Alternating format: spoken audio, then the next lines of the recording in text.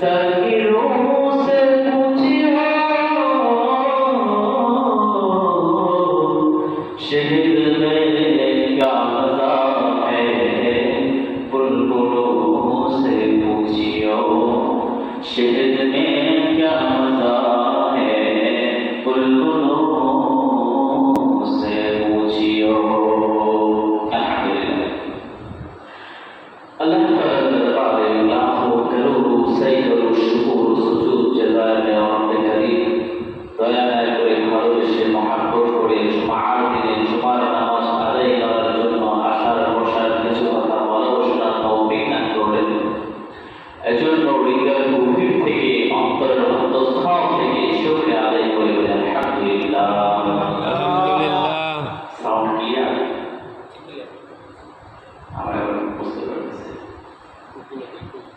कुरान करीम में बोलते अल्लाह ताला बोले क़द अफ़लह मन ज़क्का, ওই সমস্ত ব্যক্তিরা সফলতা হয়ে গেছে যারা নিজের অন্তরকে পরিষ্কার পরিচ্ছন্ন করছে। সুবহানাল্লাহ। তো নিজের অন্তরকে পরিষ্কার পরিচ্ছন্ন করবে যে করার নিয়ম আছে না নাই? তো নিয়মটা তো জানতে হবে। এই নিয়ম প্রসঙ্গে এবং এটার গুরুত্ব প্রসঙ্গে আজকে আমরা আলোচনা করবো ইনশাআল্লাহ তাআলা। প্রথমত আল্লাহ তাআলা এক জায়গায় দুই জায়গায় নয়, চার জায়গায় আল্লাহ তাআলা নবীদেরকে পাঠানোর উদ্দেশ্য বর্ণনা করছেন যে আল্লাহ নবীদেরকে দুনিয়াতে কেন পাঠিয়েছেন। কয় জায়গায়? চার জায়গায়। সূরাতুল জুমআর মধ্যে এই কথাটা আসছে। ওখানে আল্লাহ তাআলা বলেন হুয়াল্লাযী বা'আসা ফিল উম্মিয়্যিনা রাসূলান মিনহুম ইয়াতলু আলাইহিম আয়াতিহি ওয়া ইউযাক্কিহিম ওয়া ইউআল্লিমুহুমুল কিতাবা ওয়াল হিকমা। আল্লাহ তাআলা নবীদেরকে পাঠিয়েছেন চারটা কাজ করার জন্য। কয়টা কাজ করার জন্য? চারটা। এক নম্বর কাজ হলো ইয়াতলু আলাইহিম আয়াতিহি, নবীরা মানুষদেরকে আল্লাহর আয়াত কইরা কইরা শোনাবে। কি করে শোনাবে? আল্লাহর আয়াত পড়ে পড়ে শোনাবে।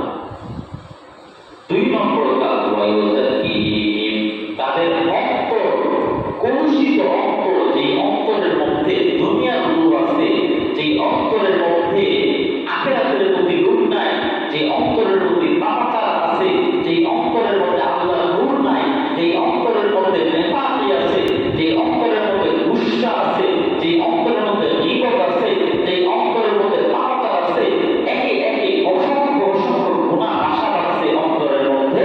নবীদের দ্বিতীয় নম্বর কাজ হইল কোরআন তেলাওয়াত কইরা কইরা মানুষের অন্তরটাকে পরিষ্কার পরিচ্ছন্ন করবে। কি করবে? পরিষ্কার পরিচ্ছন্ন করবে। তিন নম্বর হচ্ছে ওয়া ইউআল্লিমুহুমুল কিতাব, তাদেরকে আল্লাহর কিতাব শিক্ষা দেবে। ওয়াল হিকমা, এবং হিকমত অর্থাৎ হাদিস শিক্ষা দেবে। তাহলে কাজ কয়টা হলো? নিজে বয়ান কইরা কইরা আল্লাহর নির্দেশ শোনাবে। দুই নম্বর শুনে শুনে অন্তরটাকে পরিষ্কার করবে। তিন নম্বর তাদেরকে কোরআন পড়তে শেখাবে, তাদেরকে হাদিস পড়তে শেখাবে, কোরআনের ব্যাখ্যা শেখাবে। কেন? বলে আমার নবী শেষ নবী, তিনি চলে যাওয়ার পরে এই উম্মতের মধ্যে দাওয়াতের কাজ করতে হবে। এই উম্মতই দাওয়াতের কাজ করবে। উম্মত দাওয়াতের কাজ করে করে মানুষকে, মানুষের অন্তরের গুনাহগুলো বের করে করে তাদেরকে নেকের পথে নিয়ে যাবে। সুবহানাল্লাহ।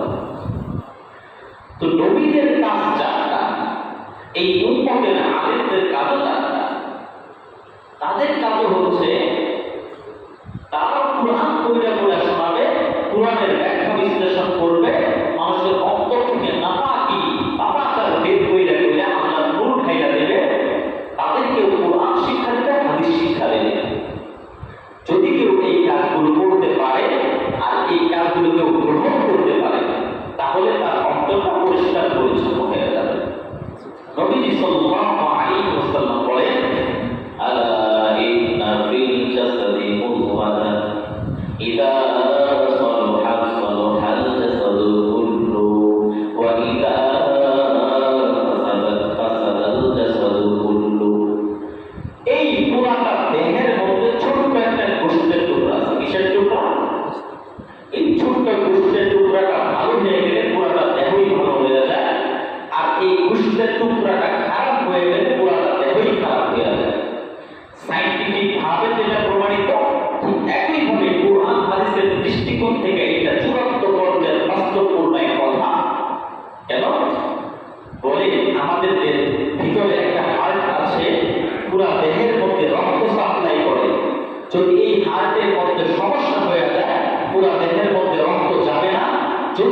মধ্যে রক্ত না যায় তাহলে পুরাটা দেহ অচল হয়ে যাবে, মানুষ মারা যাবে।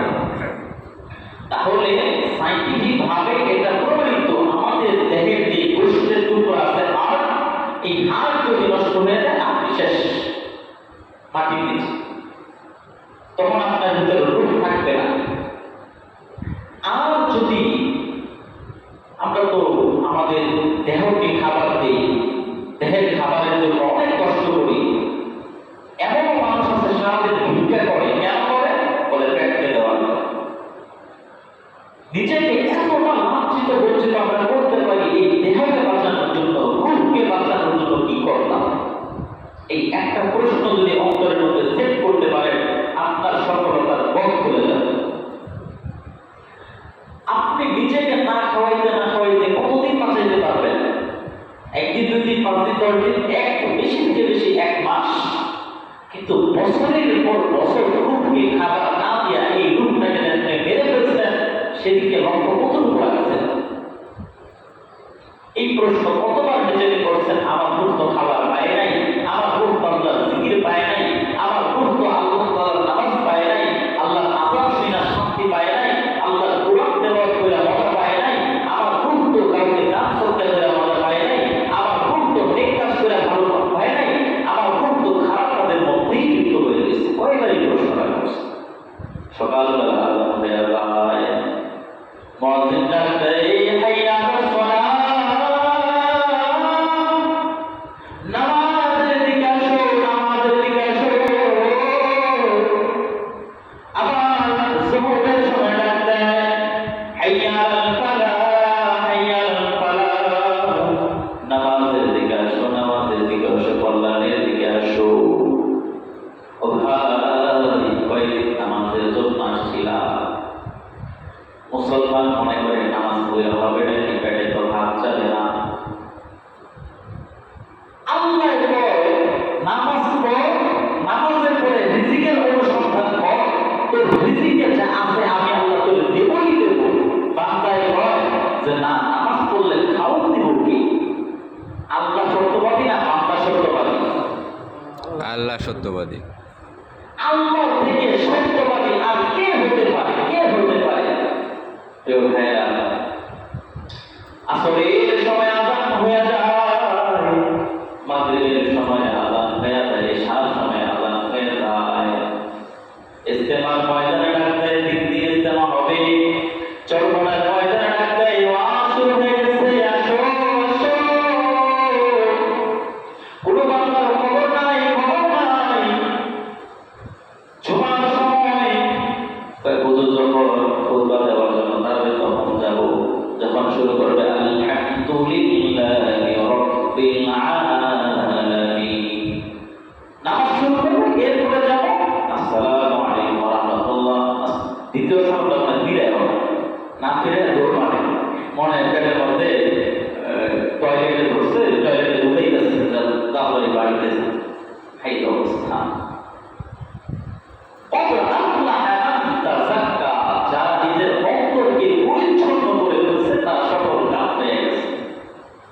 কিসের থেকে করবেন? গত সপ্তাহ, এর আগের সপ্তাহ বয়ান করছিলাম, শয়তানের থাকার একটা জায়গা আছে, বলছিলাম না? বলেন তো কোন জায়গায় শয়তান থাকে? টয়লেটে থাকে। কিন্তু আরেকটা হাদিস আছে, শয়তান থাকে মানুষের কলবে। কোথায় থাকে? মানুষের কলবে। শয়তান আল্লাহর কাছে কয়েকটা জিনিস চায় না, যে আল্লাহ জাহান্নামী তো বানাইয়ে দিয়েছে, তো বানায় দিয়েছে যেহেতু কয়েকটা পাওয়ার দিয়ে দেন, পাওয়ার। এই পাওয়ারগুলো কাজে লাগায় যাবে, বনি আদমে জাহান্নামী। কি পাওয়ার চাস? বলে পাওয়ার চাই আমাকে মানুষের রগে রগে ঘোড়া খাওয়া দিতেন, শক্তি দেন। এই জন্য শয়তান মানুষের রগ পেশায় আশায় করে, একেবারে ছোট্ট একটা রগ, এই রগের মধ্যে ঢিকা ঢিকা শয়তানি করে। আর শাইতানু ইয়াজরি মিনাল ইনসানি মাজরাত দাম, রক্ত চলাচলের রগের মধ্যে ঘুরে ঘুরে শয়তান বাক্তারি চিতারি করে। এত সুদা। এই জন্য দেখবেন নামাজ পড়তে আসে দেরি করে ব্রেডের মধ্যে ঢিকা টয়লেট করে। কি করে? টয়লেট করে। একটু পরে একটু মোবাইল টিপ, একটু গোসল কর, একটু খাবার খা, একটু ঘুমা, হুজুরের বয়স শেষ হোক। তো শয়তানের টয়লেট করে তো পয়সা পয়সা আগাম করার পরে তখন দেখে যে হুজুরের বয়স শেষ, তখন মাথা করতে 5 মিনিট লাগবো কি করতে, সুন্নত করতে, আর 5 মিনিট লাগবো খুতবা দিতে। এরপরে সেটা দাঁড়াই আস্তে আস্তে খাবার শুরু করেন, এই করে সেই করে বলতে বলতে আরো 10 মিনিট লাগবে। পরে যাই আর কইলাম কোনো রকমে 2টা ঠুকুর মারলাম, চড়ুই পাখি আসলাম, গোসল করে দেখছেন কাউয়া গোসলের মতো 2টা ঠুকুর মাইরা আসসালামু আলাইকুম একটা দেওয়ার দ্বিতীয়টা দেওয়ার আগেই তোর মারে শয়তান রগরে সে ঘুরে ঘুরে কাছে দিতে তাড়াতাড়ি খাওয়া গেল। আল্লাহ জানে কি কাজ পা সামনে একটা দিন মসজিদের মধ্যে দেওয়ার জন্য। তো নবীজি সাল্লাল্লাহু আলাইহি ওয়াসাল্লাম বলে এই অন্তরটা যদি ভালো হয়ে যায় পুরো দেহ ভালো হয়ে যাবে, পুরো সমাজ ভালো হয়ে যাবে, পুরো পৃথিবী ভালো হয়ে যাবে। যদি এই অন্তরটা খারাপ হয়ে যায় পুরো পৃথিবী খারাপ হয়ে যাবে, পুরো সমাজ খারাপ হয়ে যাবে, পুরো মানুষটা খারাপ হয়ে যাবে। এই আচার ব্যবহার ভদ্রতা সভ্যতা আসে কোথা থেকে ভাই? এগুলো আসে কোথা থেকে? এগুলো আসে হচ্ছে আপনার অন্তর থেকে। একজনকে কথা বলে কষ্ট দেওয়া, একজনের দিকে চোখের ইঙ্গিতে তাকায় কষ্ট দেওয়া, আঙুলি ইশারা দিয়ে কষ্ট দেওয়া, লেনদেনের মাধ্যমে কষ্ট দেওয়া, বিভিন্ন ভাবে যে আমরা কষ্ট দিই, এই খারাপ আখলাক কোন ছাগল হাঁসমুরগি ঘোড়া লাগা কুকুর শুকরের মধ্যে এই সমস্ত আখলাক চরিত্র আছে। আমার মধ্যে আসলো কোথা থেকে? পশু আর আমার মধ্যে পার্থক্য কি? তো এক আলেম বলে চেহারার নাম মানুষ না, যদি চেহারার নাম মানুষ হইত নবী মুহাম্মদের চেহারা সব থেকে উত্তম, আল্লাহর পরে মানুষের মধ্যে সব থেকে উত্তম ব্যক্তি মুহাম্মদ, তার চেহারা আর আবু জাহেলের চেহারার মধ্যে কোন পার্থক্য ছিল না। মিয়া আপনার কোনো দাবিও নাই, আবু জাহেলের মধ্যে দাবিও ছিল, পাত্রিও ছিল। ওই আবু জাহেলের চেহারা আর নবীর চেহারার মধ্যে কোনো পার্থক্য আছে? নবীদের একটা না, তারও একটা না, নবীদের 2টা চোখ, তারও 2টা চোখ। তো কুকুর বিড়ালের মতো চোখ কোন একটা আছে? চেহারা নাম হয় আখলাকিয়া বা মানুষের নাম।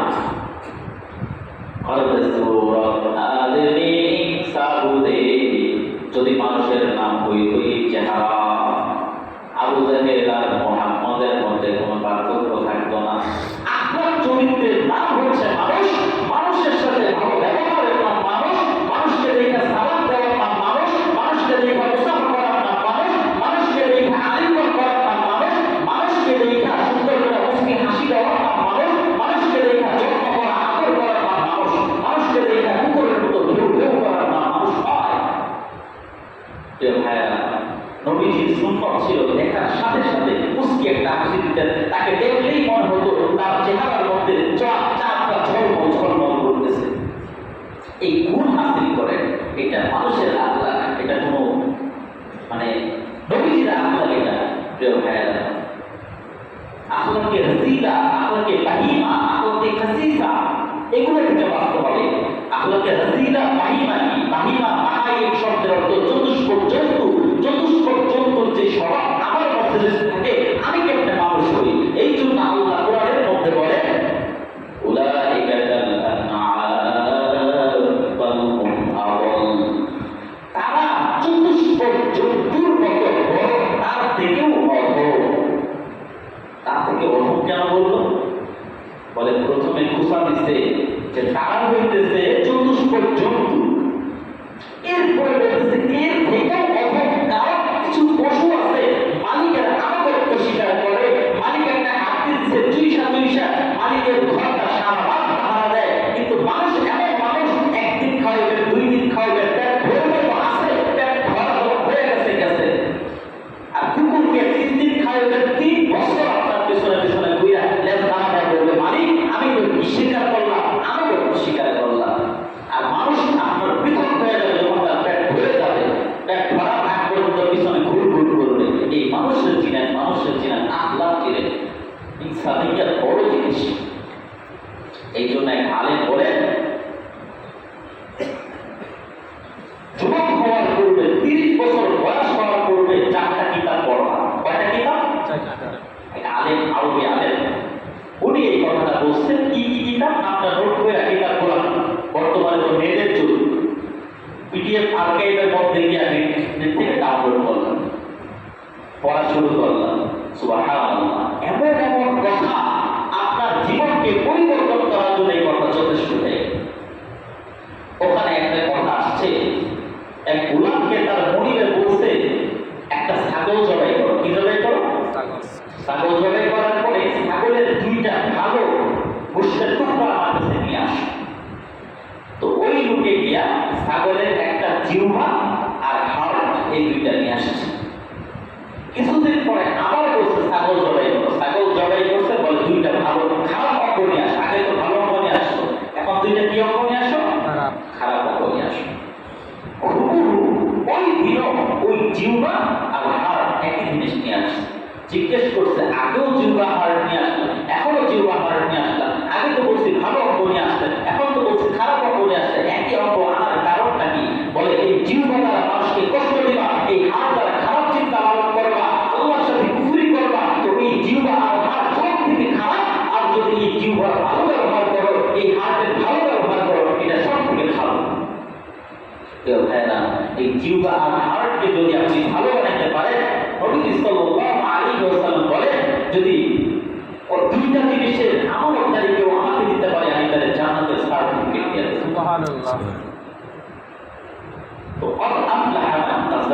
আল্লাহ কি শুধু শুধু বলে দিয়েছে? বলে একটা জিনিস যদি ঠিক করতে পারো, পুরো সমাজ ঠিক হয়ে যাবে, পুরো রাষ্ট্র ঠিক হয়ে যাবে। এই একটা জিনিস ঠিক করতে পারিনি। আমার সামনে মানুষ মারা যায়, আমি যদি চিন্তা করি এই জায়গাতে আমিও শুয়ে আছি, আপনি এটা কেন চিন্তা করেন? আরেকজনের জানাজায় আসছে, এটা চিন্তা করতে পারেন না? আমার জানাজায় আসছে, আর ওখানে শুয়ে আছি। ঘরের মধ্যে রাখার কোনো পরিবেশ নাই। তাড়াতাড়ি রেডি করো, তাড়াতাড়ি তখন করো, তাড়াতাড়ি তাহলে আখিরাতে পাঠায় দাও, দুনিয়াতে থাকা যাবে না। বেশিক্ষণ রাখলে হয়তো পচে গলে যেতে পারে, দুর্গন্ধ আসবে, মানুষ কাচ্ছি খেয়ে। আরে ভাই, তোমার শরীর থেকে কত দুর্গন্ধ আসবে। কি শিখলাম, কি শিখলাম? প্রথম ভাবটা কবরের কেমন হবে, কেমন হবে ওই ব্যক্তির সৌর্য, কিভাবে তাকে প্রশ্ন করা হবে, কিভাবে সে উত্তর দেবে, কি প্রশ্ন করা হবে, উত্তর পারলো নাকি পারলো না, তার অবস্থা কি হয়েছে অন্তরের মধ্যে। কখনো এইভাবে চিন্তা করছেন? বাপরে মানুষের সাথে মাথাটা লাগাইয়া আল্লাহ আল্লাহ, আমি আছি ওই কবরের মধ্যে, সকল মানুষ পৃথিবীর মানুষগুলা ঘুমায়, আর আমি একা একা ওই কবরের মধ্যে শুয়ে রয়েছি, চিৎকার করতেছি, সন্তান আমার নিয়ে আসো, বাবা আমার নিয়ে আসো। কেউ আমার নিয়ে যাইতেছে না, কেউ আমার আওয়াজ শুনতেছে না। আর আমার কাছে ফেরেশতারা আসতেছে, হায় আমি জান্নাতি না আমি জাহান্নামী, হায় আমি জান্নাতি না আমি জাহান্নামী। এই কথা কোনোদিন চিন্তা করছেন? হায় সুবহানাল্লাহ। এমন কিছু ব্যথা আমার পরিবারের মধ্যে আছে, যা বলতে পারতেছি না, সইতেও পারতেছি না। বললে কইবে যে হুজুর খালি এগুলা বলে, বলতে পারতেছি না, সইতেও পারতেছি। যাই হোক, বলবো একদিন, সমস্যা আরেকদিন বলবো। এক আলেম বলে, ওই কিতাবের মধ্যে রহমতুল আলা, ওই কিতাবের মধ্যে আসছে জ্ঞানী তিন প্রকার। কয় প্রকার? তিন প্রকার। প্রথম জনকে বলে হচ্ছে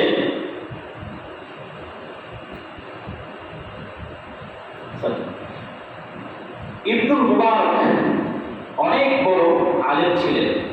আমরা যে বর্তমানে হাদিসের বড় বড় কিতাব দেখি, এগুলো তারা সংরক্ষণ করে গেছে। তারা যদি হাদিসের কিতাব সংরক্ষণ না করতো, আমরা মুসলমান হইতে পারতাম না। ওনাকে একজন জিজ্ঞেস করছে যে যদি আল্লাহ তাআলা মানুষের মধ্যে সব থেকে বড় নিয়ামত দিচ্ছে, এই কোন নিয়ামত একটু বলেন তো আমারে। বলে মানুষের মধ্যে সব থেকে বড় নিয়ামত সুস্থতা আছে, ঠিক আছে, এছাড়া আরেকটা জিনিস আছে। শুধু শারীরিক সুস্থতাই বড় না, শরীর যেই মেশিনের মাধ্যমে চলে সেই মেশিনটা সুস্থ হবে, সেটার নাম হলো দেমাগ। একজন মানুষ শারীরিকভাবে সুস্থ, মাথা খারাপ, রাস্তায় রাস্তায় ঘুরবো আর কি করবো, খবর আছে না? মানুষ তাহলে রাস্তা দিব, মাইয়া দিব, বিয়ে করতে, সে পুরো পৃথিবী তার সম্পর্কে ঠিক মতো খাবার খাইতে পারবে, কাজও করতে পারবে। আল্লাহ যে মেশিনটা ঠিক রাখছে, আলহামদুলিল্লাহ বলেন, আলহামদুলিল্লাহ বলেন, আলহামদুলিল্লাহ, অনেক বড় নিয়ামত। তো ওনাকে বলা হয়েছে মানুষের মধ্যে সব থেকে দামি জিনিস হইতেছে আকল। এরপর ওনাকে বলে যদি আকল না থাকে তাহলে কি? বলে যদি আকল না থাকে তাহলে ভদ্র যেন হয়, আদব মান যেন হয়, তার আখলাক চরিত্র কথা বার্তার মধ্যে মানুষ যেন কষ্ট না পায়। যদি এইটাও না থাকে, বেড়ায় আদব মান না, তাহলে কি এটা অভদ্র। যদি অভদ্র হয় তাহলে বলে তাহলে তার এমন একটা ভাই দরকার যে ভাই তাকে ভালো কাজের নির্দেশ করবে, যে ভাই এটা করিস না এটা করিস। জ্ঞানী একটা ভালো পরামর্শদাতা যদি ভাই থাকে তাহলে সে ভালো পথে চলবে। তাহলে কয়টা হলো? এক নম্বর আকল, যদি আকল না থাকে তাহলে ভদ্রতা, যদি ভদ্রতা না থাকে তাহলে একজন ভালো ভাই, যদি ভালো ভাই না থাকে তাড়াতাড়ি মহিলা সবাই ভালো যাবে, এটা দুনিয়াতে থাকার কোনো কি নাই, দরকার নেই। আরেকজন বলে যে আকল জিনিসটা যে এই জিনিসটা কিভাবে বুঝবো যে এই ব্যক্তি আগে, বলে এই ব্যক্তি ভদ্র না অভদ্র এটা দেখো, যদি ভদ্র হয় তাহলে আগে। আকলের সর্বপ্রথম স্তর হইল সে আপনি বুদ্ধিমান কিনা এটা বুঝবেন কি করে? বলে যদি আপনার মধ্যে ভদ্রতা থাকে তাহলে বুঝে নেবেন যে আপনি আকলের প্রথম স্তরে আছেন। আর আকলের দ্বিতীয় স্তর হল সম্ভ্রান্ততা, তার চলাফেরা, উঠা বসা, আদব আখলাক, কথাবার্তা, তার প্রত্যেকটা বিষয়ের মধ্যে তার গাম্ভীর্যপূর্ণ ভাব থাকবে। আপনি তাকে কথা বলতে যাবেন, তার চোখের দিকে তাকায় কাঁপা শুরু করে দেবেন যে কারে বলতেছি, কি বলতেছি, চিন্তা করে কথা বলতে হবে। আমার এক উস্তাদ একটা কথা বলছে, তারাবির নামাজ পড়ে না, তারাবির নামাজ পড়ানোর পরে হাদিয়া দেয় না। আমার উস্তাদ যাইতেছে, আমার উস্তাদ আমার কারোর কাছে হাদিয়া চায় না, তো উনি যাইতেছে, তো এক ডাক্তার ছাড়া ফার্মেসির ডাক্তার, ওই ডাক্তারে ওনাকে ডাকছে। উনি ছোট থেকে গাইরোড হতো না, ছোট্ট একটা কথা বলবেন, কি বলবেন চিন্তা করে বলবো না। তো ওনাকে ডাকছে, ডাকার পর উনি দাঁড়াইছে, দাঁড়ানোর পরে ওনাকে হাদিয়া দিতেছে। হাদিয়াটা কিভাবে দিচ্ছে জানেন? টেবিলের উপরে টাকাটা রাইখা দিচ্ছে, মানে বুঝলেন এই টাকাটা দিব। ওই টাকা ধরে ওঠে, দেখে ওই টাকা দিই, কারে টাকা দেবো, কেমনে টাকা দেবো, আমি ভিক্ষা করতে আসছি তোমার কাছে, টাকা দিতে হয় হাতে সম্মানের সাথে। দেখবেন তাবলীগওয়ালা ভাইয়ারা এইভাবে একটা জিনিস দেয়, আমরা কেউ দিলেন আর কেউ এইভাবে দেয় না, মানে হুজুর ভিক্ষুক আইছে তো ভদ্রতা। যারা বুদ্ধিমান তারা বুদ্ধি দিয়ে চলে। তো হুজুর ওদিকে তাকাই দেয়, আরেক লোকে বলতেছে আপনি তো চিনেন নাই, কারে দিচ্ছেন, কি দিচ্ছেন। ওই সময় বলে হুজুর 2000 টাকা, ওই সময় 2000 টাকা মানে এখন 10,000 টাকার মতো। তো দ্বিতীয় নম্বর সম্ভ্রান্ততা, চলাফেরার মধ্যে এমন কিছু দিক থাকবে যে দিকগুলা অন্য সবার থেকে পৃথক হবে। বই নিয়ে বসে পড়তেছে আর আপনি এসে গাল গল্প করবেন, আপনি নিজেই আরেকজন কথা বলতেছে এই পড়তেছে, ডিস্টার্ব করেন। আমার বলতে হয়েছে, কে বলছে? বলে আমি যদি চুপ থাকি আমার একটা জিহ্বা চুপ থাকে, আমি যদি কথা বলি আমার একটা জিহ্বা কথা বলবে, আর আমি যদি জিহ্বা দিয়া কথা না বললে, আমি যদি চুপ থাকি আর সম্ভ্রান্ত থাকি, আমার জন্য হাজার হাজার মানুষের কথা বলবে। তৃতীয় নম্বর হলো আকেল। আকলটা এত সোজা না, নিজের তো খুব বুদ্ধিমান মনে করি, 10 টাকার জিনিস 5 টাকা আনতে পারলেই জ্ঞানী, মসজিদে না আসতে পারলেই জ্ঞানী, মসজিদে এসে সময় নষ্ট না করতে পারলেই জ্ঞানী। বলে তাহলে জ্ঞানের কথা তো বুঝলাম, বড়দের কথা শুনি। বলে আহমাক একটা শব্দ আছে আমাদের দেশে, এইটা হইতেছে বড়দের চূড়ান্ত পর্যায়। আর প্রথম পর্যায় হলো জাহেল। জাহেল হইতেছে মূর্খ, মূর্খটা প্রথম পর্যায়, আর শেষ পর্যায়টা হইতেছে আহমাক। এই জাহেল এবং আহমাক এইগুলো থেকে বাঁচতে হবে। আল্লাহ তাআলা সূরাতুল ফাতিহার মধ্যে বলেন গায়রিল মাগদুবি আলাইহিম ওয়ালাদ-দাল্লিন। মাগদুব এবং দাল্লিন থেকে বাঁচো। মাগদুব মানে যে জানে কিন্তু মানে না, দাল্লিন মানে জানেই না, মানবে কোথা থেকে। আমার মধ্যে কিছু গুণ ছিল, গুণ বলে সবাই বলে দিচ্ছে এইখানে আসার পর। এখানে আসার আগের আমি আর এখনের মধ্যে আকাশ আর জমিনের পার্থক্য। কেন পার্থক্য আমি জানি না, পার্থক্য হয়ে গেছে।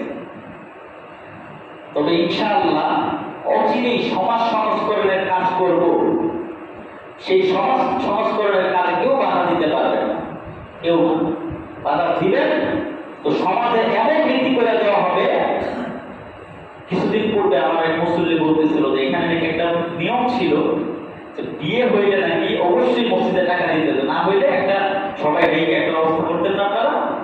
আমাদের সমাজের এই নিয়ম হবে যে সমাজ সংস্কারের কাজে যে বাধা দেবে তাকে সবাই ডাকার পরে তার বিচার হবে, অবশ্যই করতে হবে। এর মধ্যে একটা হলো আমি আপনাদেরকে বলে দিই, যেই বাড়িতে গান বাজনা হবে বিয়ের সময় ওই বাড়িতে আমি যাব না, আমি যাব না। এবং এটা অবশ্যই সমাজের পক্ষ থেকে হতে হবে। সমাজ সংস্করণের অনেকগুলো ধাপের একটা ধাপ এটা, এই ক্ষেত্রে আপনি বাধা দিতে পারবেন। অন্য জায়গা থেকে হুজুর আনবেন সুযোগ নাই, সমাজ থেকে বাহির হয়ে পরে যাবো অন্য জায়গায় হুজুর নিয়ে আসে। এটা বললাম, শুধু বলা এখনো এটা শুরু হয় নাই, বাজার ইচ্ছা মতো। প্রিয় ভাইরা, সমাজ সংস্করণের আরেকটা কাজ আমি আপনাদেরকে অসংখ্যবার বলছি, আমার যদি কোনো ভুল হয় আমার কমিটির কাছে বলবেন, আর আমাকে যদি সরাসরি বলবেন আবেগের সাথে বলবেন, গলা বড় করে বলবেন না। কি করে বলবেন না? আমি কারো দাস না। আপনি বেতন দেন কয় টাকা? 100 টাকা, 200 টাকা, 500 টাকা। আপনার বেতন দেওয়ার দরকার নেই। আমার বেতন দেওয়া, বেতন যে দেয়, একজনের সাথে দেখা হয়েছে, বলতেছে নামাজ পড়তে আসেন, বলে নামাজ পড়ার দরকার নেই। কেন? বলে আমি কর্মচারীর পিছনে নামাজ পড়ি না। খুব বড় বেয়াদবের বেয়াদব। এক আলিফ শব্দের, আলিফ যে একটা শব্দ, এই শব্দের নেকি হইতেছে 10টা। কয়টা নেকি? 10টা। একটা নেকির দাম আসমান আর জমিনের মধ্যে যা কিছু আছে, স্বর্ণ, রূপা, হীরা, মণি, মুক্তা, জহর, আসমান, জমি, গ্রহ, নক্ষত্র, তারা, সমস্ত কিছু থেকে একটা নেকির দাম বেশি। তুমি একটা নেকির দাম দেওয়ার টাকা তোমার হইছে? আমি যে নামাজ পড়াই, নামাজের দাম দিবা হইছে তুমি? আমাকে যে আপনারা টাকা দেন, কিসের টাকা দেন? হযরত মুসআব রাদিয়াল্লাহু তাআলা আনহুকে মদিনায় পাঠাইছে। কোথায় পাঠাইছে? নবীজি এখনো মদিনাতে যায় নাই। মদিনাতে যে যায় নাই, তো মদিনাতে যায়া দাওয়াতের কাজ করতে হবে, আগে থেকেই তাদেরকে মুসলমান বানাতে হবে। তো এই জন্য তাদেরকে পাঠাইছে। পাঠানোর পরে তো মুসআব গেছে, এখন সূরা বাকারা সকালবেলা খাইবো, আর দুপুরবেলা সূরা আলে ইমরান খাইবো, আর রাত্রেবেলা সূরা নিসা খাইবো। হ্যাঁ, কথা বুঝে নাই? সূরা খাইলে কি পেট ভরবে? তো খাইতে হইব না, ব্যবস্থা করতে হবে। নবীজি বললেন যে ভাতার ব্যবস্থা করো। কেন? আল্লাহ কুরআনের বিনিময়ে না, নামাজের বিনিময়ে না, ইশার বিনিময়ে, সময়ের বিনিময়ে করো। নবীজি যদি ভাতা নির্ধারণ করে, আপনি কেন করবেন না? তাহলে এক কাজ করেন, আমাকে ব্যবসা করেন, আমি ব্যবসা করি, ঠিক মতো আযান হবে না, ঠিক মতো নামাজ হবে না, বক্তব্যের কোরআন পড়ানো হবে না। একটা ছেলের পয়লে কমপক্ষে 2000 টাকা। এখানে যদি 20 জন পড়ে তাহলে কত টাকা? 40,000। প্রত্যেক 5 ওয়াক্ত নামাজের মধ্যে যদি আপনি 10,000 পড়েন, কত হইল? 50,000। আযানের জন্য মুয়াজ্জিনের বেতন 15,000 এর নিচে নাই, কত হইল? ঝাড়ু দেই আমি আগে জীবনে আমি মাদ্রাসায় পড়ালেখা করতে 15 বছর, একদিন আমি ঝাড়ু দেই নাই। এখানে ঝাড়ু দিই আমি। কেন দিই? আমার নিজের বস্ত্রটা যেন পরিষ্কার হয়ে যায়, আপনার দাসত্ব করার জন্য না। আপনি বলতে পারবেন না হুজুর এখানে ময়লা, কেন? আল্লাহর জন্য দিতে, আপনার জন্য দেই নাই। তো আমি দেই, কেন দেই? আল্লাহর জন্য দেই। তো এখানে 15,000, এইভাবে হিসাব করলে কোনো শেষ নাই। কার জন্য করি? আল্লাহর জন্য করি। এখানে বলে কি? বলে কর্মচারীর পিছনে নামাজ পড়ো, একটা নেকির দাম দিতে পারবো। আবার দেখা যায় নামাজ পড়ানোর সময় ঠিকই আমার পিছনে নামাজ পড়ে। তুই বললি কি থেকে আমার পিছনে নামাজ মনে নেই? না, দাওয়াত খাওয়ার সার্টিফিকেট, মরার বাড়ির দাওয়াত খাওয়ার সার্টিফিকেট। হায় সুবহানাল্লাহ, আমার এক ভাই মারা গেছে, ওই ভাইয়ের বাসায় আমি কিভাবে পিকনিক করতে যাই, এই দেখা। একজন মানুষ মারা গেলে 3 দিন পর্যন্ত আমি পড়তে পারি না, খাইতে পারি না, ঘুমাইতে পারি না, স্বপ্নের মধ্যে উল্টা পাল্টা দেখি। এই জন্য আমি ওই বাড়ির কাছাকাছি কম যাই, খুব ভয় করে আমার। আমি ওই কবরে যদি যাই, আমার এত ভয় করে, আপনাদের পরে কিনা আমি জানি না, আমার খালি ভয় আমি আজকে ওই কবরে যাইতেছি, আমি আজকে ওই কবরে যাইতেছি। 3-4 দিন পর্যন্ত মাথায় আমার খালি ঘুরায়। কালকেও স্বপ্নের মধ্যে কান্না শুরু করে দিচ্ছে। স্বপ্নে দেখে না মানুষ, স্বপ্নে দেখে এবার কান্না শুরু করতে, আমি স্বপ্নে মাঝে মাঝে খুব বেশি কান্না করি। কান্নার চোটে আমার সহধর্মিণী সে শুনে আমি কাঁদতেছি, আমার জায়গায় জাগানোর পরেও আমি এমন কান্না করছি, 20 ফুটা চোখের পানি করছে জাগার পরে। কামদ কেন? আমার মা স্বপ্নের একটা অনেক বড় একটা স্বপ্নে দেখছি, এর পিছনের শেষে একটা কথা ছিল। আমার মা বলছে, তোমার রুহটা হইতেছে ছোট বাচ্চাদের রুহ। রুহ যদি পরিষ্কার থাকে তাহলে অন্তর নরম থাকে, অন্তর নরম থাকে আল্লাহর জন্য কান্না আসে। মরণের কথা স্মরণ করলে আল্লাহর জন্য কান্না আসে। সময় শেষ, আসলে আমি আলোচনা শুরুই করি নাই। মুসল্লি না জমলে আলোচনা মজা হয় না, আলোচনা জমে না। এই জন্য আমার আলোচনার অর্ধেকটাও হয় নাই, কিন্তু আমার সময় শেষ হয়ে গেছে। যাদের জ্ঞান বুদ্ধি নাই এদেরকে বলা হয় শয়তান। এদেরকে কি বলে? যদি সে শয়তানের আরো উপর লেভেলে চলে যায় তাকে বলে মারিফ, অর্থাৎ যে অবাধ্য হয়ে যায়। যদি সে আরো উপর লেভেলে চলে যায় তাকে বলে ইফরিত। ইফরিত একটা জিনের নাম। কোন জিন? সুলাইমান আলাইহিস সালামের ঘটনা শুনছেন আপনারা? সিংহাসনে বসে আছে, রানী বিলকিস আসতেছে, এখনো হাজার হাজার মাইল দূরে, আসতে এখনো সময় লাগবে 3-4 দিন। ওনার জিনদেরকে বলতেছে, তোমাদের মধ্যে এমন কোন জিন আছে যে এক মুহূর্তের মধ্যে তারে নিয়ে আসবে? বলে আসি। কতক্ষণ লাগবে? বলে আপনার মাজলিস শুরু হয়েছে শেষ হওয়ার আগে নিয়ে আসবো। তার মানে 1 দুপুর সময় লাগবে, কমপক্ষে 4 ঘন্টা। বলে 4 ঘন্টা অপেক্ষা করতে পারবো না, আরো আগে লাগবে। একজন তারা বলে আমি নিয়ে আসবো। কতক্ষণ লাগবে? বলে চোখটা বন্ধ করবেন আর তাকাবেন, সাথে সাথে সামনে পাবে। সুবহানাল্লাহ। বুঝলে আজগুবি কথা না, আজগুবি কথা না, কোরআনের কথা। কিসের কথা? কোরআনের কথা। এই কোরআনের কথা অবিশ্বাস করার কোনো পথ আছে? ওই ইফরিত নামক জিন ছিল। এটা কি ছিল? তো আপনারা বলবেন ইফরিতে যদি এত পাওয়ার হয়, নামাজ না করলে ইফরিত দিতে পারো নাকি? ইফরিতে এই ইফরিত অবাধ্য ইফরিত, এই ইফরিত হওয়া যাবে না। আকল 2 প্রকার। আকল কয় প্রকার? মাসবু মানে আল্লাহ প্রদত্ত আকল, যে জ্ঞান বুদ্ধি আমাদের মধ্যে আছে, ভালো কোনটা খারাপ কোনটা বুঝি। 2 নম্বর হইতেছে যেই জ্ঞান বুদ্ধি আল্লাহ তাআলা কুরআন হাদিসের মাধ্যমে আপনাকে দেয়। আপনার আকল যদি ঠিক না থাকে, কুরআন হাদিসের জ্ঞান দিয়ে লাভ হবে? একজন পাগল যদি সারাদিন পূজার নামাজ নামাজ নামাজ নামাজ কিসে বুঝবে? বুঝবে না। কিন্তু আপনি যদি ভালো করে লক্ষ্য রাখেন যে পাগলের নামাজের কথা বললে বুঝে না, আমার জ্ঞান শুদ্ধ আছে, আমার জ্ঞান ঠিক আছে, আমি নামাজের কথা বললে আসি না, পার্থক্য কোন জায়গায়? পাগল বানায় দিই। বিষয়টা এরকম না। আমার কথা হচ্ছে বীজ এটা অঙ্কুর গজায়া তখনই গাছ হবে যখন মাটির সংস্পর্শে যাবে, আর তখনই এটা একটা গাছ হবে, বলবান গাছ হবে যখন এটার মধ্যে পানি বর্ষণ হবে। এই জন্য আপনার দেহটাকে যদি উর্বর করতে চান, রূপটাকে যদি তাজা করতে চান, ওই নাপাক অন্তরটাকে যদি পরিষ্কার পরিচ্ছন্ন করতে চান, অন্ধকারাচ্ছন্ন অন্তরটাকে যদি আলোকিত করতে চান, একটাই পদ্ধতি, কুরআন হাদিসের লাইট মাইরা দেন। কুরআন হাদিসের লাইট মাইরা দিলে ওটা আলোকিত হয়ে যাবে। আগ্রহ হলো ইসলামের মৌলিক ভিত্তি। আগ্রহ থাকলে মানতে পারবেন, হয়তো মানতে পারবেন না। এই হলো মাকবুল মাসমুআর ব্যাখ্যা। এই মাকবু যেমন আল্লাহের মাসমুটাকে হাসিল করে নিয়ে দুইটাকে অ্যাডজাস্ট কইরা চোখের আলো আর সূর্যের আলো একত্রিত করে, 2 আলো যখন একত্রিত হয়ে যাবে আপনি দেখতে পাবেন সূর্যের আলো আছে, চোখের আলো নাই, চোখের আলো আছে, সূর্যের আলো নাই। দুইটা আলাদা আলাদা থাকলে কখনোই দেখতে পারবেন না। আবু জাহিলরা সকালবেলা, রাত্রের বেলা, এশার নামাজে সবাই ঘুমায়া যায়। আবু জাহেল নবীদের বাড়িতে চলে যায়, বাড়িতে চলে যায়, সারা রাত পাশে বৈশা বৈশা কোরআন তেলাওয়াত শোনে। কি শোনে?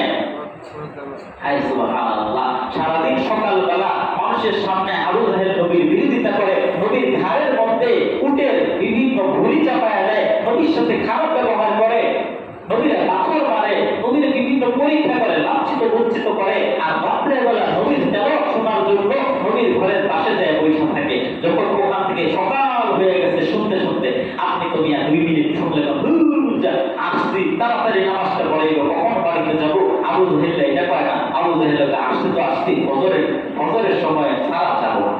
সুবহানাল্লাহ। পায় না। সুবহানাল্লাহ। আবু জাহেলের লেগে সুবহানাল্লাহ কইলেন। তো যখন যাইতেছে আবু সুফিয়ানের লগে দেখা, তিন রাস্তার উপরে, আর আহমাসের সাথে দেখা। কিরে তোরা কইতে না তাই এত সকালবেলা ঘুমায় না ঘুমায় কোথা থেকে আসছে? আসছি আসলে গেছিলাম একটু মোহাম্মদের তেলাওয়াত শুনতে। কি করছো? সারাদিন বিরোধিতা করে এই কাজ করো? আপনিও তো করছেন। নেতারা যখন ধরা দিয়ে দিচ্ছে না তার কিছু বলতে পারে না, কালকে যেন না দেখি। সকালবেলা গেছে, রাত্র হয়ে গেছে, রাত্রেবেলা আজকে যেহেতু না করছে হ্যাঁ তো আইব না, আজকে আমি যাই শুনি। নেতা যেহেতু না করছে হ্যাঁ কোনো আইব না, আমরা যাই। সবাই গেছে, শুনছে, সকালবেলা আবার দেখা কি একই কাজ করলি, 2 দিন না, তৃতীয় দিন একই ঘটনা। 3 দিন ঘটনার পরে তারা বৈঠকে বসছে, বৈশা বলে কাহিনী কি? নবী মুহাম্মদের তেলাওয়াত শুনে কি বুঝলেন? সে সত্যবাদী না মিথ্যাবাদী? বলে লাইসা হাযা কালামুল বাশার, এটা কোনো মানুষের কথা হইতে পারে না। এত বড় বড় সাহিত্যের চর্চা করি আমরা, এত চমৎকার চমৎকার কথা বলি আমরা, এমন সুন্দর সুন্দর কবিতা বলি আমরা, বৈশে সরাসরি কবিতা বানাই। হায় আমাদের এত যোগ্যতা, কিন্তু কোরআনের সামনে যায় পারি না পারি না পারি না। এটা তো লাইসা হাযা কালামুল বাশার, এটা তো মানুষের কোনো কথা নয়, এটা আল্লাহ তাআলার কথা। আল্লাহ তাআলার কথা। আর-রহমান আল্লামাল কুরআন খালাকাল ইনসান আল্লামাহুল বায়ান। শেষ খালি নুন নুন নুন নুন। আর-রহমান নুন, আল্লামাল কুরআন নুন, খালাকাল ইনসান নুন, আল্লামাহুল বায়ান নুন। আম্মা ইয়াতাসাআলুন আনিন নাবাইল আযীম আল্লাযী হুম ফীহি মুখতালিফুন। ইন্না আ'তাইনাকাল কাউসার ফাসাল্লি লিরাব্বিকা ওয়ানহার ইন্না শানিয়াকা হুয়াল আবতার। আলহামদুলিল্লাহি রাব্বিল আলামিন আর-রহমানির রহিম মালিকি ইয়াউমিদ্দিন ইয়্যাকা না'বুদু ওয়া ইয়্যাকা নাস্তাঈন। মিলাছে না নাই? লাইসা হাযা কালামুল বাশার, এইটা তো আল্লাহর কথা, এটা কোনো মানুষের কথা নয়। তো মানো না কেন? বলে নেতাগিরি চইলা যাবে। কি চইলা যাবে? মসজিদে আসো না কেন? বলে ইমামের পিছনে নামাজ পড়াইলে সময় নষ্ট হবে, ব্যবসা বাণিজ্য লস হয়ে যাবে। আবু জাহেলের কথা আর আপনার কথার মধ্যে পার্থক্য কই? বলে আবু জাহেলের তো ইমান টিমান আসছিল না, নবীর লোকের তৈরি করছে। আপনারা তো হাদিস শুনাইলাম, আপনি কয়দিন হাদিস মানছেন? আপনি কি নবীর লোকের তৈরি করেন না? আল্লাহর কথা বললে ভাই ভাই আল্লাহর কথা শুনে বলে আমি কি খ্রিস্টান? আবার তুমি আল্লাহর কথা শোনাইবা, তারা তুই খ্রিস্টান না, খ্রিস্টানের থেকে বড় না। বলে কেন? খ্রিস্টান ইসলামের শত্রু, খ্রিস্টান ইসলাম মানে না, তারা বিধর্মী, তাদের ইসলাম মানার দরকার নাই। কিন্তু তুমি মুসলমান হয়ে ইসলামের সরাসরি বিরোধিতা করো, তুমি তো তার থেকেও অনেক। আল্লাহ বলেন তুই কুকুর থেকেও অনেক। আল্লাহ যদি বলে আমি করব কি? আরে কুরআনের মধ্যে আসছে, কুরআনের মধ্যে আসছে মুনাফিকরা জাহান্নামের নিম্ন স্তরে থাকবে, নিম্ন স্তরে থাকবে। আরে কাফেররা উপরে থাকবে, তুই নিচে থাকবি। তুই জানো না তুই কে? তোরে তুই ইমানের দাওয়াত দিতে হবে, তোর ইমান নাই, তুই কাফের হয়ে গেছো। তোরে যখন আল্লাহর কথা বলতে আসছে, তুই আল্লাহর কথা শুনতে চাস নাই, তোর মধ্যে ইমান নাই, তুই বেঈমান হয়ে গেছিস। কালিমা পড়ে মুসলমান হ। এই বেঈমানদের সাথে চলাফেরা, এই বেঈমানদের সাথে কথাবার্তা, এই বেঈমানদের বাড়িতে দাওয়াত দেওয়া, এই বেঈমানদের বাড়িতে বিবাহ বন্ধনে আবদ্ধ হওয়া, কুফরি কুফরি কুফরি। আপনি পারবেন না, কেউ পারবেন না। সামাজিকভাবে বিচ্ছিন্ন হয়ে যাবে এদের সাথে। যারা আল্লাহর বিরোধিতা করে, নবীর বিরোধিতা করে, এদের সাথে কোনো কথা নাই, এদের সাথে সামাজিকতা নাই, এদের সাথে কোনো ভদ্রতা নাই, এদের সাথে সালাম নাই, এদের সাথে মুসলমান নাই। যদি করেন আপনি তার দ্বারা প্রভাবিত হয়ে আপনি নিজেও কাফের হয়ে যাবেন। বুঝলে বুঝপাতা, না বুঝলে দেশপাতা। আমার দায়িত্ব হলো বলা।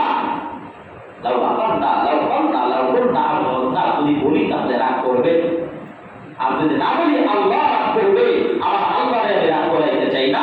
আপনি রাগ করেন, আমার কিছু আয়ু চাই না, আমিও যাবে না, সালাও যাবে না। মানলে মানো, না মানলে নাই।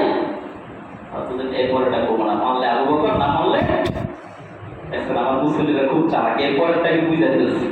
আমি আসলে খুব কথাই বকর, আমার সাথে কথা বললে কেউ পারে না। আর আমি মূর্খ দেখলে বসা দৌড় দিই, থাকি না তার সাথে। কারণ আমি জ্ঞানীর সাথে কথা বলতে পারবো, মূর্খের সাথে পারবো না। আমি শয়তান থেকে হাজারবার পানা চাই, আল্লাহ শয়তান থেকে পানা দাও। আর আমি উলামা বিদ্বেষীদের থেকে, আর বেয়াদব থেকে, আর জাহেল থেকে কোটি কোটি মানুষের কাছে পানা চাই, আল্লাহ পানা দাও, পানা মধ্যে আসছে, জাহেল দেখবা তো দৌড় মারবা, সালাম তোমার লগে কথা নাই, কারণ জাহেলের সাথে তুমি পারবা না। ইমাম শাফি বলেন, আমি সবার সাথে তর্ক করে জিতে গিয়েছি, খালি জাহেলের সাথে পারি নাই। জাহেল থেকে বাঁচো, জাহেল থেকে বাঁচো। প্রিয় ভাই, জাহেল যে ইসলামের বিরোধিতা করে, জাহেল যে ওলামা বিদ্বেষ করে, আলেমদের সাথে কথা বলতে পারে না, কিভাবে কথা বলতে হয়। আমি পৃথিবীতে এই পর্যন্ত আমার বয়স মাত্র 22 চলতেছে, পড়ালেখা শেষ, মাওলানা হয়েছি, মুফতিও হয়েছি, আরবি ভাষায় দক্ষ, উর্দু ভাষায় দক্ষ, ফার্সি ভাষায় দক্ষ, এরপরে ইংলিশও মোটামুটি পারি, আর বাংলা ভাষা তো আলহামদুলিল্লাহ আপনারা শোনেন, শুদ্ধ ভাষায় অনর্গল কথা বলতে পারবো, দিনের পর দিন বয়ান করতে পারবো, কোনো শব্দ নিয়ে আটকা পড়বে না। আরবি ভাষা অনর্গল বলতে পারি, লিখতে পারি, বুঝতে পারি, সব সময়। আমি বাংলাদেশের রস শুনি না, আরবের রস শুনি। কেন বললাম বলে সারাদিন জীবনে এত যোগ্যতা অর্জন করার পরেও কারো বদুয়া দিই, কাউকে বদুয়া, একটা লোকের বদুয়া দিচ্ছি যে আলেম বিদ্বেষী। ছোট থেকে এই এক টাইপের লোককে আমি খালি বদুয়া দিয়ে আসতেছি। আল্লাহ কুকুরের মৃত্যু আর এর মৃত্যু যেন সমান দেয়া যায়। আমি বলেন সবাই হাত তুলেন। আল্লাহ যারা আলেমদের বিদ্বেষ করে, এদেরকে কুকুরের মৃত্যু দান করে। আমিন। আল্লাহ কি কবুল করবে না? হুজুর এমন বদুয়া দিলেন, কথা তো এখন নাইকা হইতে, শুধু আমার সাথে না ভাই, সবার আমার সাথে বলবেন। এটা আপনাদেরকে বলি নাই, এটা কারে বলছি, এটা যারা জানে তারা জানে, আপনাদের জানার দরকার নেই। এটা আপনাদের জানার দরকার নেই। কাউকে বলি নাই, শুধু বলছি রূপটাকে ঠিক করে ফেলেন, আল্লাহ তাআলা আমাদেরকে রহমত করবেন ইনশাআল্লাহ। কথা অনেক হয়েছে, আমার কথা এখনো শেষই হয় নাই। আমি জানি না যে আমি বয়ানের আমি তো বয়ান রেডি করি না, কোনো ওয়াজ শুনি না ইউটিউবে, অনেক হুজুর ওয়াজ শুনে ওয়াজ করে। আমি যা বলছি আগে সেটা আমি খালি মাথার মধ্যে গ্যাস করে লিখি যে কি বলবো, এত বলা ইচ্ছা করে বইলা শেষ করতে পারি না। আল্লাহ আমাদেরকে বোঝার তৌফিক দান করুন, অন্তরকে পরিষ্কার পরিচ্ছন্ন করার তৌফিক দান করুন। ওয়া আখির দাওয়ানা আলহামদুলিল্লাহি রাব্বিল আলামিন।